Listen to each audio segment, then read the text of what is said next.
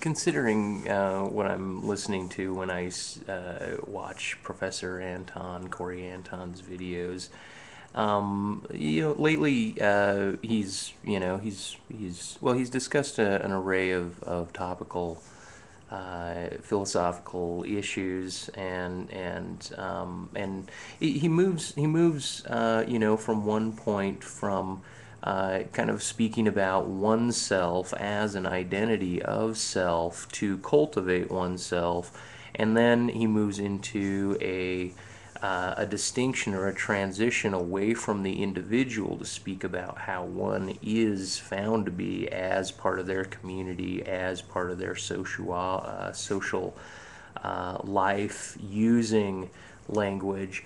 And I was thinking about how this appears to be an analogic switch from where one would consider words as opposed to being the logos. They would consider words to be the mythos. And so where one shifts from an epistemological base, where that's functioning as base, and the ontology comes after that, that would seem to function down words as logos lines, or kind of the old Socratic notion, and one as self-identified amongst and differentiated always away from the sociology or the social use of the language itself. And so I notice though that and then so then he wafts. He moves the analog from the logos to the mythos,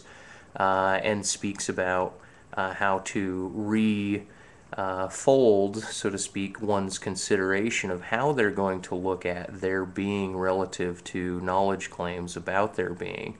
And to speak that yes, we are born. There is such individuals that are prelingual, and they're entering into the use of their faculty of language. But to speak of language also as genetic I think it's phenomenological to argue that language is not also part of dynamic social interaction with one's environment, whether one's environment are humans or not. And I wanted to note also that it would seem to me that, or it seems to me that Professor Anton, that his dissertation is about disambiguation, and that his latest medium of trying to say the environment as medium, to speak of media in terms of communications and communication art forms and the sort. These are nice dialogues. What I'm noticing though is that when he speaks of wanting to bring up dialogues, he's utilizing the medium of YouTube, but he's not. He's inviting people, but he's also approaching it as if he's standing in front of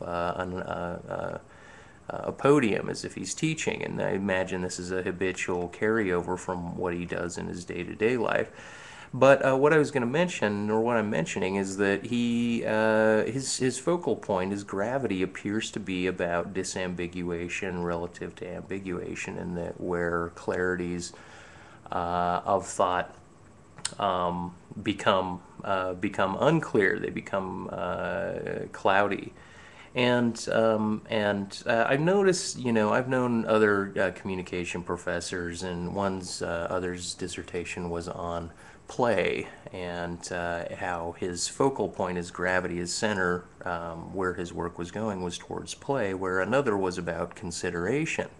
And so play, consideration, and disambiguation, or ambiguity, are all thematic. I guess they're like peg posts when climbing a wall, like climbing the outside of a granite wall. And this is the collaborative work of the high minds at universities, is to go ahead and make certain that they can pigeonhole or punch through a particular focal point. Where my particular suggestion, not as a specific, well, as a specific dissertation, is about focal points and adherence to focal points. As Professor Anton moves into discussing that which is not clear, and to open it up, so to speak, pierce the hymenal wall of language, open it up, move ontology as primacy, put epistemology in another accord. What's happening is that he's adjusting the focal point through some cloudy ambiguity, and then he uses language to re-clarify. So he's making a disambiguation, and then he himself is simply adjusting the focal point without trying to take on the authoritative hierarchical or on high role of, oh, this is how I see it, but then he takes on an air, his soul, so to speak, takes on an air of authority as he makes criticisms outward. So critiques and criticisms and argumentation function entirely different art forms than just making the simple statement about what's ambiguous and what's not, because we do have language of clarification. We do have disambiguized clarification, and we must focus. When I say we must focus, meaning to speak at all, whether poetic or rational or whatnot, there is a focal point, there is a disambiguity. And for all disambiguations that he's brought up, there is another consideration of language that makes clear what it is that he is unclear about. And so these are specific disambiguations that he also wants us to have a communal ode to, almost a tribal ode to what it is he sees as disambiguous or as ambiguous. And so he watch as you fall into his dialogue or into his monologue, as you engage it into dialogue, to be careful to know that it's a soft focal point that he's bringing you to. These are his thoughts on things, not unlike anybody else's expression, but it's through a specific type of twisting, meandering, almost to float down a river and find yourself in mid-current and then find yourself on the eddy on the side, and then perhaps you can flop up onto the edge.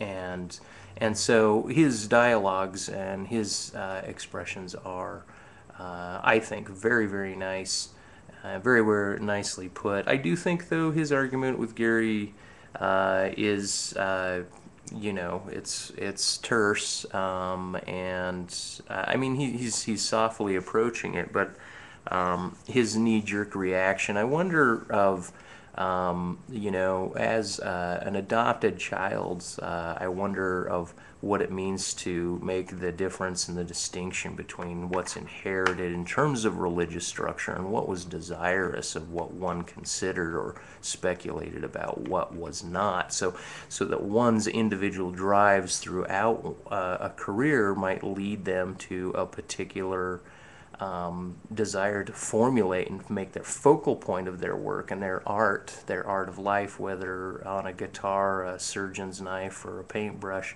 or in philosophy, where it brings that particular psyche to investigate what it is that they want to share with the rest of the world. Anyway, hi.